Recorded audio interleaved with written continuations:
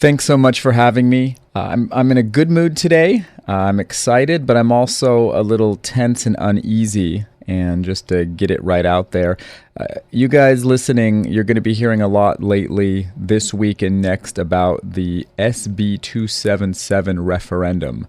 So 277 said, hey, if you got kids, we are mandating vaccination. Everything that is recommended, I believe, by the CDC, which changes all the time.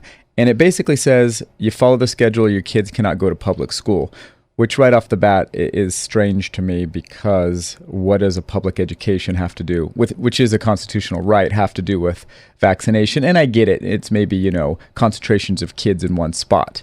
But then my next follow-up question is, hey, what's next? Kids can't go to the park, grocery store, church, anywhere where people gather. I think California, California's a great state. We're a great country, but sometimes I feel like we're making legislation to put life on autopilot, and most of us are on autopilot, to be honest, and at times, myself included, we're tired, we're worn out, and we kind of have this trust that, hey, we have an amazing country, we've elected these people, and whether we like them or not, they're competent. But what I find is that humans are humans, and there's a lot of money and power when it comes to big pharma and politics and things like that. So I try to be fair, and I'm not going to be the conspiracy theory. But anyway, you're going to hear a lot of that on the internet this week, both sides, that the referendum supporters, the referendum means I was one of them who signed a petition. California needed 365,000, give or take, signatures to put this on the ballot in 2016. Doesn't undo the law. It just says, hey, we have a right to vote on this as Californians. So I signed that ballot. They were due on Monday. And all of a sudden, we're hearing all this talk right now that signatures and petitions are missing. So everybody who was organizing the petitions had to turn them into a kind of an official petition counter kind of third party, and they verify things, and then that, I believe, if they have enough, gets turned over to the Secretary of State. And now there's reports that people handed 10 boxes and got 6 back and things like this. So it's craziness on the airways. So you're going to hear about this. But back to just the original idea, guys, because this isn't going to go away. And I am a father of 4 children, and I don't believe that my children need the CDC recommended vaccine schedule. So if I decide, hey, I had chickenpox as a kid. I actually got a scar on my forehead. I think most of us do. If you kind of chuckle right now, most of us who were born, 70s and earlier, we got chickenpox scars somewhere on our body. You get a little fever, you stay home from school a few days, you itch, throw some, what was that pink stuff you used to lather on, like calamine lotion? I don't even know what that stuff is. I'm probably going to find out one day that it gave me liver toxicity. But anyway, the things we did in the 70s. Chickenpox immunity, great, no problem.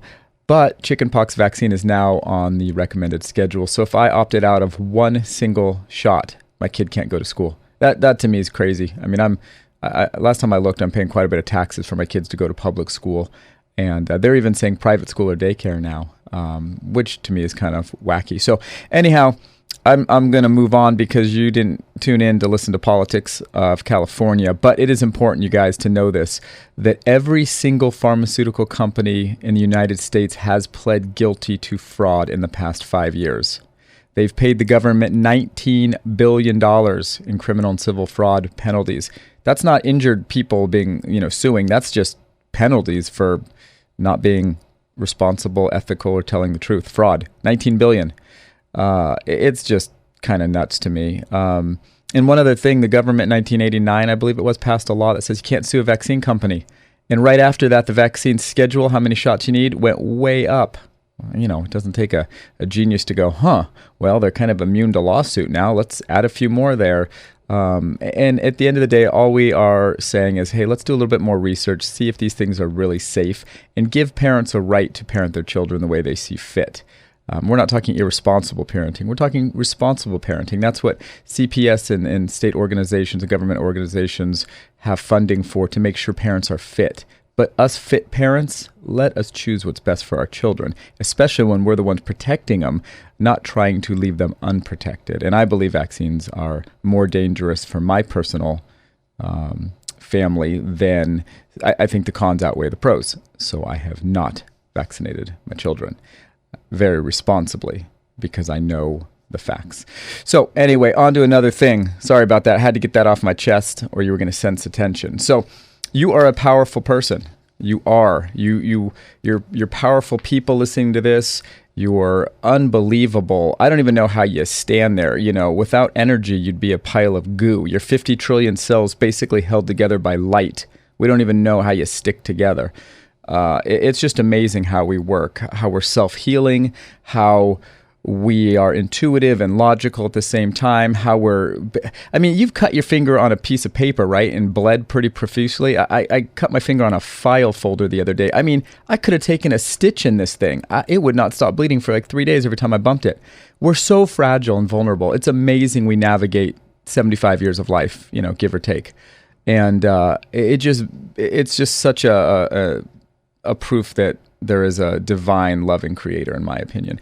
But anyway, we're powerful people, and we have powerful lives we're supposed to live. And to have a powerful life, you have to have a powerful passion. To have a powerful passion, you have to have a powerful goal.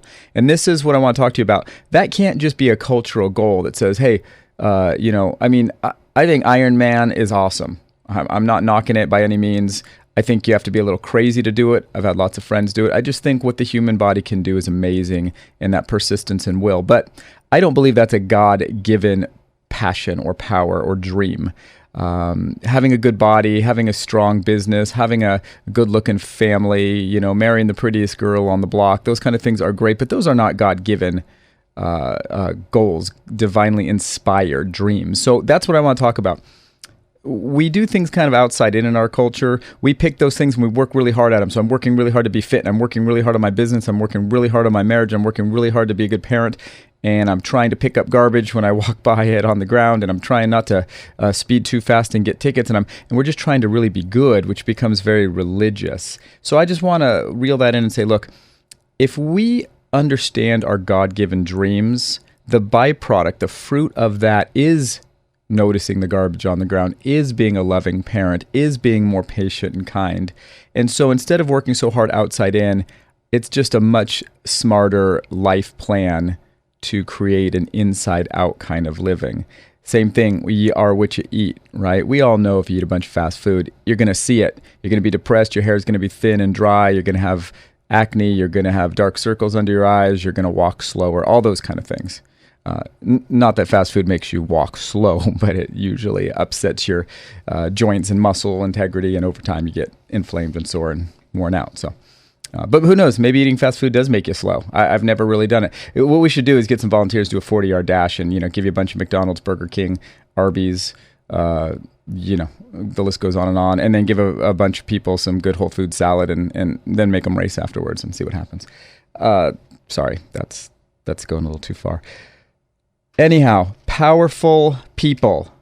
What are your dreams? What is that dream that just won't go away? That culture told you couldn't do it, or you're too slow, you're too skinny, you're too heavy, you're too short, you're too pretty, you're not pretty enough, your eyes are too big, your eyes are too small.